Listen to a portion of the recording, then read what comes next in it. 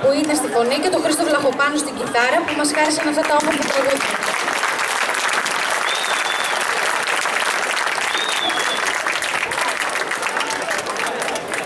Αγαπητοί μας φίλοι από τη Γερμανία και άλλες ξένες χώρες, καλώς βρεθήκαμε στο μαρτυρικό Κομμένο.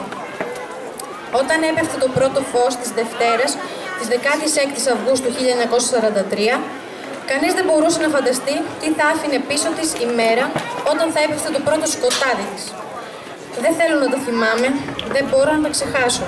Είναι τα λόγια που επαναλαμβάνουν εκείνοι που έζησαν τη φρίκη της σφαγής και που χαιρέτησαν τα αγαπημένα τους πρόσωπα μέσα σε ένα εφιαλτικό τοπίο θανάτου, καταστροφής και θρήνου.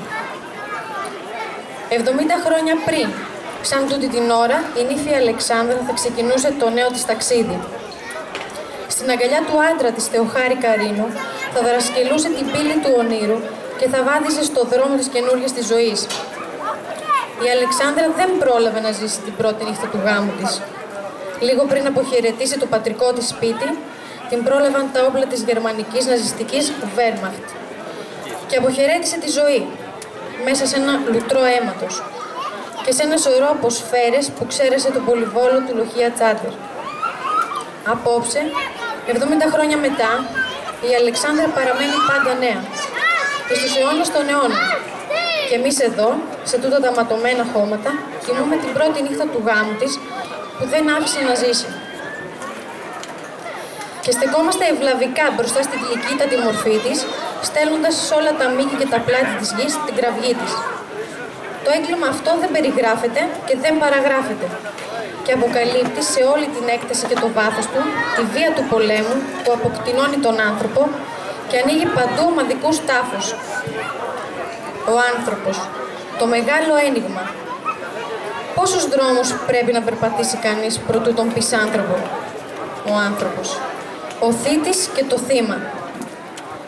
Στη μικρή αυτή γη του Κομμένου, που σπάραξε και τραντάχτηκε και ήπιε το δηλητήριο της αβάσταχτης πίκρας, τίποτε άλλο δεν μένει παρά να δίνουμε μάχες για τον άνθρωπο. Τον άνθρωπο της ειρήνης, της αγάπης, της φιλίας, της παγκόσμιας αδελφοσύνης. Αγαπητοί φίλοι, ήρθε και φέτος και είναι μαζί μας ο μεγάλος Χριστός Kinder Baby Zomer και ήρθε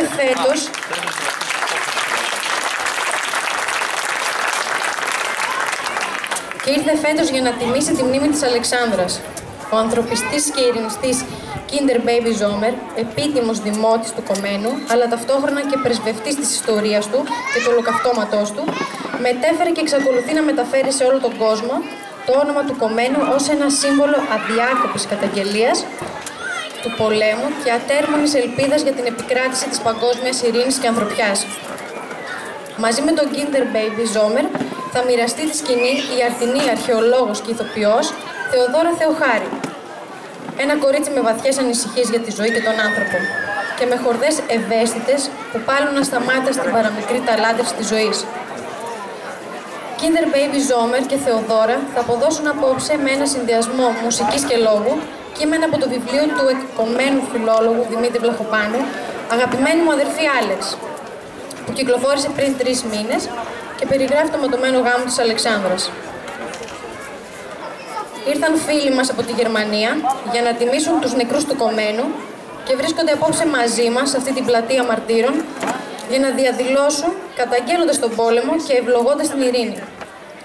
Είναι μαζί μας με τους δικούς τους ανθρώπους η ποιήτρια Μάριον Σνάιντερ, ο διευθυντής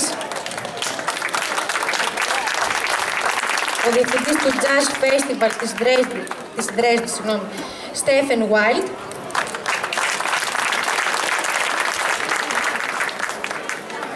ο καθηγητής Ιστορίας του Πανεπιστημίου του Βούπερταλ, Στέφαν Στράκε,